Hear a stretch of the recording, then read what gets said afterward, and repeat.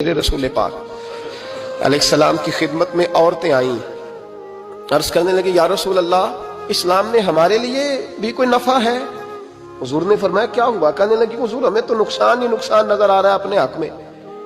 हुजूर बतलाएं अगर आपके दीन में कोई खैर है तो हम कलमा पढ़े फटाफट, बाकी तो दुनिया में हमें अपना नुकसान ही दिखाई देता है।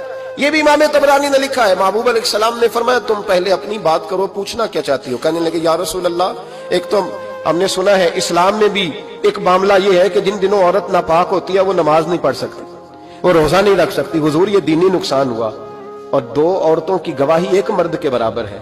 दुनिया में भी हमारा वो किरदार ना हुआ जो कि मर्दों का है, तो हुजूर हमारी दुनिया में भी नुकसान है, दीन में भी नुकसान है। या रसूल अल्लाह, या रसूल अल्लाह, या रसूल अल्लाह सल्लल्लाहु अलैहि वसल्लम। आका फिर तो ये हुआ कि हफ्ते महीने के बहुत सारे दिन औरत वैसे नापाक रही, दीन से दूर रही, और अगर वो कौमी मामलात में कोई किरदार अदा करना चाहे फिर भी उसकी गवाही दो औरतों की एक मर्द के बराबर। तो हुजूर दुनिया का भी नुकसान, दीन का भी। मेरे करीम ने फरमाया बैठ जाओ,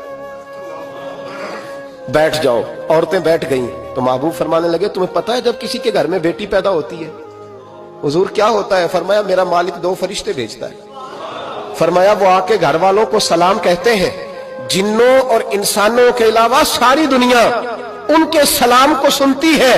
फरमाया फिर वो फरिश्ते अपने परों से उस बेटी को ढांप लेते हैं और फिर उसके सर पर फेरते हैं, और फरमाया फिर वो उनके बाप को कहते हैं इनकी सही तरह परवरिश करना।